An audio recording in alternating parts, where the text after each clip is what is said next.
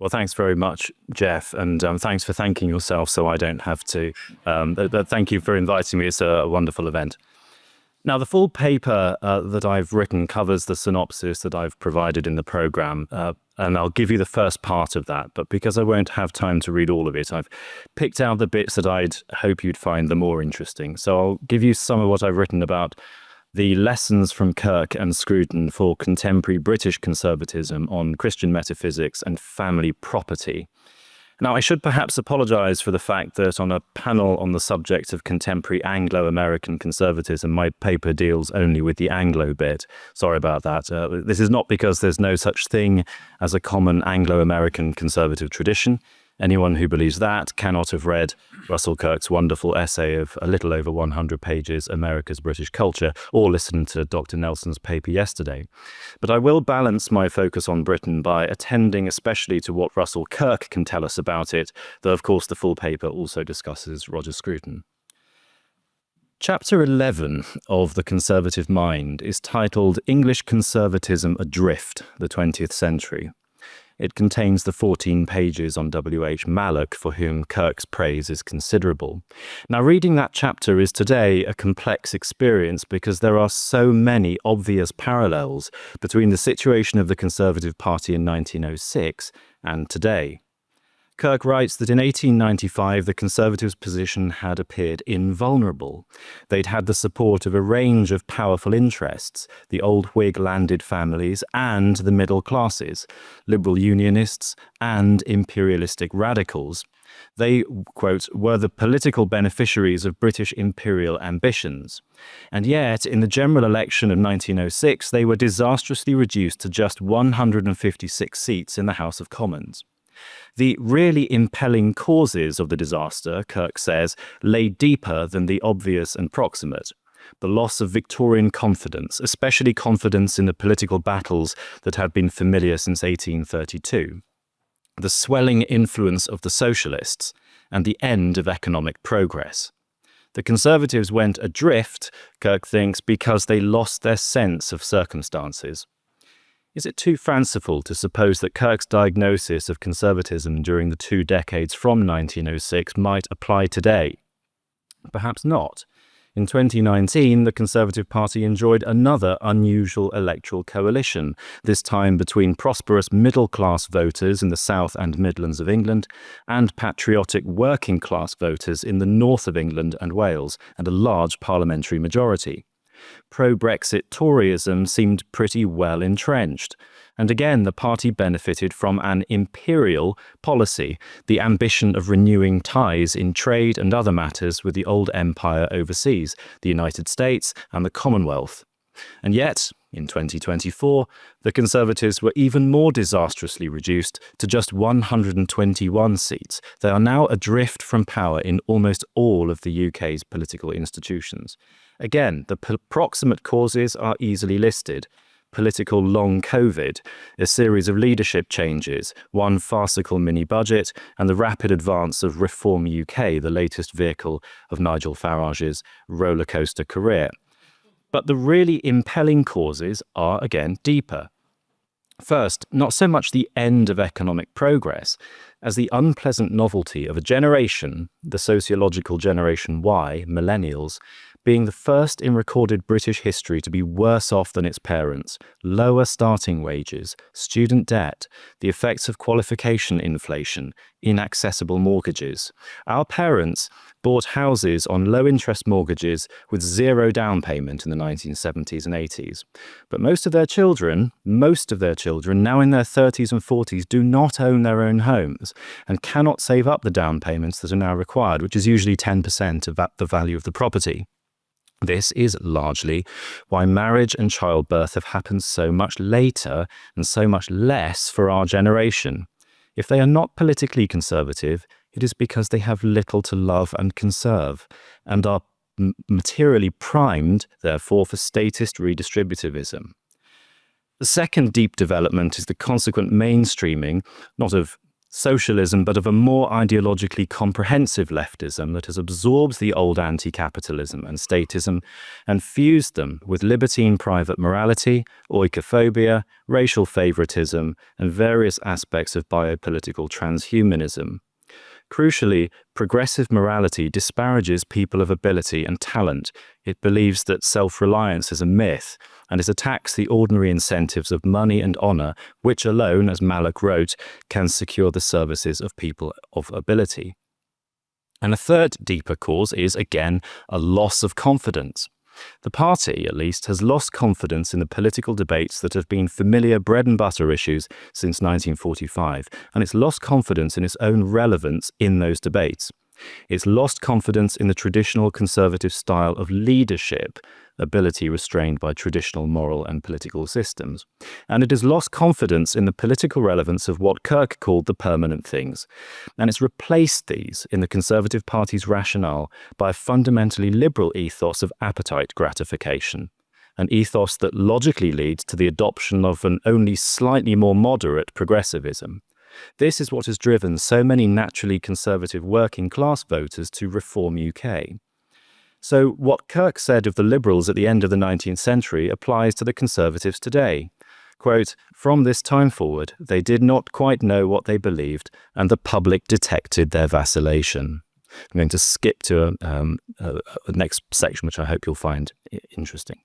Now, a culture, as Kirk and Scruton both recognise, along with Arnold Toynbee, Christopher Dawson and Eric Vogelin, is what grows around the shared cultus.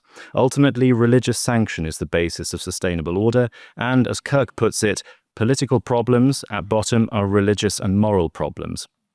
You may already have heard of what has been called the quiet revival of church-going and Christian spirituality among young people in the United Kingdom. The statistics are actually amazing. Church attendance has grown by 50% over the last 6 years. In 2018, just 4% of 18 to 24-year-olds said that they attended church at least monthly, 1 in 25 people. Today, this has risen to 16%. With young men increasing from 4% to 21%. 1 in 5 18 to 24-year-old men is now going to church regularly in the UK. This shouldn't surprise us. 2 of the permanent things are Christian metaphysics and the family, which both pertain primarily to what Kirk calls order in the soul, moral order. Kirk argues that today's conservatives should be, quote, concerned first of all for the regeneration of spirit and character, with the perennial problem of the order of the soul, the restoration of the ethical understanding, and the religious sanction upon which any life worth living is founded. This is conservatism at its highest, he adds, but it cannot be accomplished as a deliberate program of social reform. And he warns, quoting Dawson, that treating religion as a kind of social tonic in order to extract a further degree of moral effort from the people will never work, because recovery of moral understanding cannot be merely a means to social restoration. It must be its own end, though it will produce social consequences, end quote. So it is good news for British culture in the sense that both Kirk and Scruton understood it, that this quiet revival is happening. The Bible Society's report, which is the report on the YouGov poll that discovered all of these amazing stats, offers a 2-part explanation of this quiet revival. First, British culture was, until recently, hostile to Christianity, but it is now open to it. Indeed, in some British social circles, it now seems culturally desirable to be seen as a Christian. Generation Z are simply not interested in what Richard Dawkins and Christopher Hitchens had to say. But second, they do feel a greater need for belonging than older generations do or did. But I think there's a third explanation.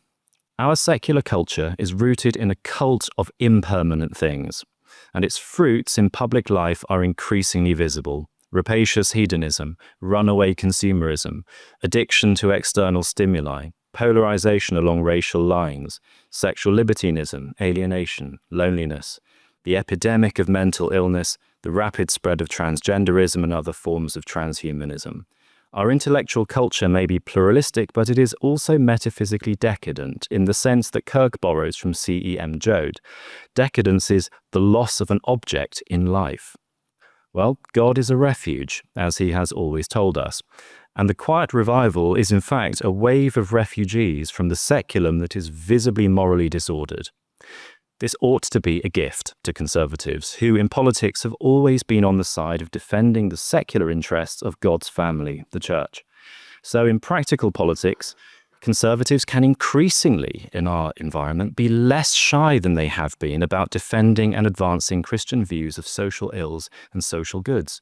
And in political theory, we can more readily draw upon the riches of Christian theology and metaphysics, as we've heard at this conference. And we can build our fresh arguments for the permanent things, not dusty old arguments, but fresh arguments upon wisdom that is ancient but living, rather than on the same unstable secular metaphysics that has birthed so many enemies of the permanent things. So let us raise our voices, as Kirk writes, quoting George Gissing, for the old simple Christian rules, and do our best to get the educated by the ears. Belief in a transcendent order, or body of natural law which rules society as well as conscience, is the first of Kirk's canons of conservative thought. Quote, during the remainder of the 20th century, he writes, the principal endeavor of imaginative conservatives is likely to be resistance to the ideas of a total society through recovery of an order which will make the total state unnecessary and impracticable, end quote. It was once part of the purpose of universities, as we can see from St. Thomas Aquinas' Summa Theologica and other great texts, to impart ever-deepening knowledge of that order, of course, with open discussion and questioning in the liberal education approach. Now, conservatives might disagree on the prescriptive extent of this transcendent order. In Oakeshott's terms, there is both a low sense in which government is limited by the basic facts of life, and high sense in which subjects should be progressively conformed to that order by government. The latter, however, could lend itself to a version of precisely what Kirk warns us against, a total state in the form of integralism, for instance. But that debate is not urgent because currently universities, apart from the University of Hull, are not cultivating young people's intuitive understanding of the transcendent order at all. They are simply dismantling it and making them the next generation of enemies of the permanent things. On these permanent things, Kirk pays particular attention in this chapter to Malloch's principle that it is ability, not labor, that is the real producer of wealth. And one of the most important incentives to ability, Kirk adds, is the inheritance of property. This satisfies the instinct of bequest and simultaneously provides for saving and the accumulation of capital.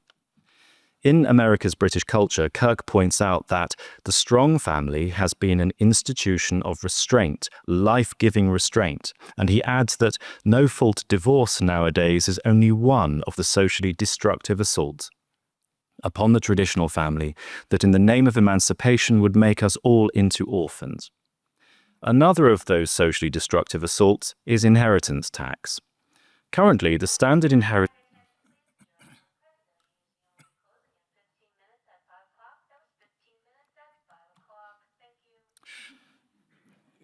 Currently, the standard inheritance tax rate in the United Kingdom is 40% on everything over £325,000. That's about $446,000.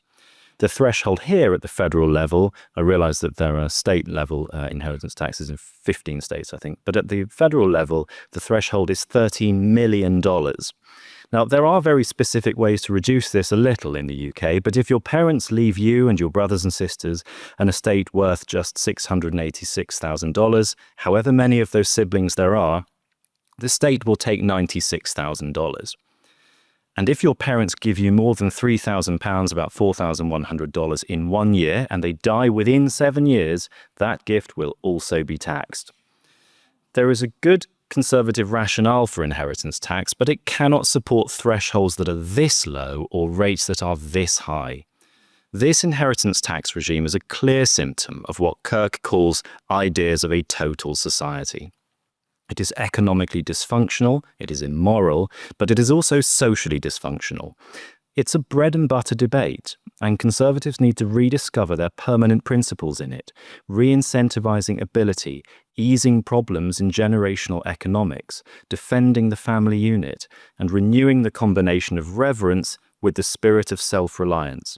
The permanent truth that the family is the only stable basis of society can only be maintained if the property of the family is properly defended. It is the task of this generation of conservative intellectuals to arrest decadence by exposing the cult of impermanent things and restoring the sense of an object in life by making fresh cases for the permanent things, quote, affirming normality in the concerns of society, but avoiding what Kirk calls dusty answers. Of course, as everyone here knows, there are conferences like this every year, due in large part to the work of Professor Hercher, Dr. Pitt, and the others who have helped organize this year's conference. We are, I think, doing quite well at running events, publishing on conservatives and conservatism, building our network, getting to know each other, having those important debates. But perhaps we could also enter academic debates on the conservative side of specific arguments in specific policy areas. Perhaps we could organize and coordinate ourselves better to reaffirm the permanent things in those same areas. The fact and value of social orders and classes, the fact that high culture is a common good, that equality of outcome is usually immoral and anyway futile, the need for both self-reliance and reverence, the vital principle of ability restrained by traditional moral and political systems, for the creation of wealth, and for the resurrection of political leadership and true statesmanship. Thank you.